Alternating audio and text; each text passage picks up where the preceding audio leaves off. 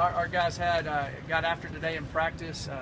Thought it was a good day, and we're excited about what our school's doing, athletic department. We're filling that truck up down there and taking it, so it was exciting trying to get that done. A lot of that stuff done this morning before we got practice going. So we're concerned about everybody in Texas, and we're concerned about everybody in Florida right now. We've got kids from both those areas, so there's a lot of emotions with that. But so far, fortunately, our guys, everything's been okay with their families.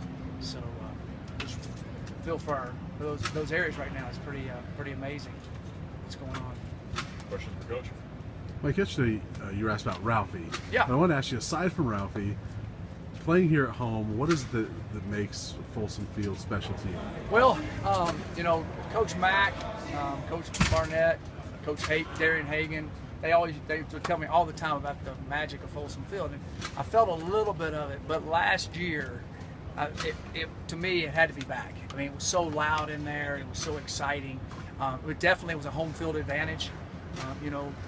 We take pride in the state of Colorado of not getting beat in the state of Colorado. We haven't in over a year, so we want to keep that going, and that's what we want to keep doing. And when the fans show up early and the student body's there early, even at last week at Mile High, we had 11,500 students there. It was phenomenal, and we need them all to show up. Like I said, wake up early and get there. So wake up at 11:15.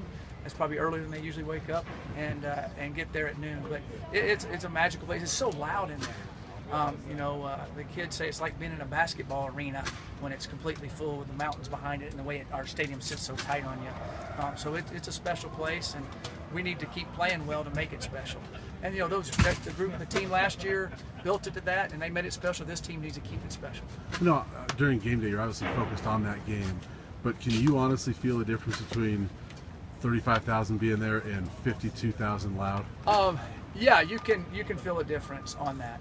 Now, when you step in between the white lines, you're not thinking about all that, but you can feel the energy, it's exciting for the guys, and I think it's exciting for all the fans when there's more people there. They all enjoy that, so it makes it special. People always debate the altitude advantage. Yep. Do you think that's a big benefit? I do think it's an advantage. When we play fast, it is. If we just play a normal pace game, it's not as big an advantage when you take a breath. Television timeouts help the other team on that. I wish they would cut out television timeouts when we play at home, but they're not going to do that. I do think it's an advantage when we play fast. It is. Last year against Iowa State, Montez got his first action. Yeah. If it were up to you, would Sam Loyer get his first action? We got to beat the team. We got to play really well. If we get an opportunity where I can get Sam in, we will. But this is going to be a tough. They've got a very good defense, and it's going to be a tough game. That group of young linebackers we've heard a lot about. We talked about Callier and Sparacco Yeah. a little bit. Landman, Van Diest, and Wells. Is there a plan with those three? Yeah, we got a plan. We're working on. We're seeing how everything goes. Last week we were able to play the other two guys the majority of the time, but we've got them on special teams. We've got them in situations, and you kind of want to let them get their feet wet. That was kind of a game where we felt like we weren't beat up yet enough to have to throw them all in, and if we could get through the game without them playing a whole lot the first game and kind of soak into it.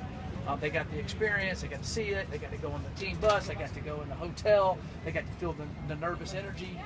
So I was, you don't like to throw them all out there at once if you can't help it, and our program's built well enough we don't have to, but they're really good players, and I think definitely some of them will see the field a lot before the year's over.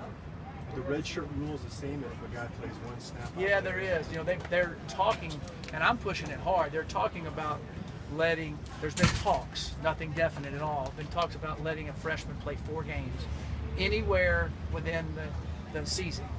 And so if they did that, I think that'd be really good, because you get down the season and you get a guy nicked up or a guy gets a concussion and he's out for 2 weeks. That guy could play for 2 weeks. When he comes back, he might not play and he could sit out. You also get concerned about that. Like you see a lot of teams at the end of the year, they're playing their 4th team quarterback because they don't want to pull the red shirt off the freshman. And there's a lot of different situations there. So I'm hoping that the NCAA votes that in, especially with our limited number of scholarships, and that 85, which they've had for a while. And then the safety of the player, I think it makes a big difference. So hopefully they'll do that. But right now, if you played 1 game, your shirt's off, unless you got hurt in that game. Coach, we talked about Trey Udofia after the game, bouncing back, having a huge second half. Have you seen his confidence maybe take another step this week in practice? Yeah, what I've noticed is he asks a lot more questions. And when you ask a lot more questions, you have confidence. And you know, that's kind of like I used to be in my math class. I didn't ask many questions. I just, I hope I can get it done. So, but as you get more confident in what you're doing, you ask more questions. You feel like you're seeing things now instead of just locked, tunnel bit. Like I said the other day, his eyes are starting to open up. And you know, I knew he was a competitor, but you don't know it till you get out there and something happens to you.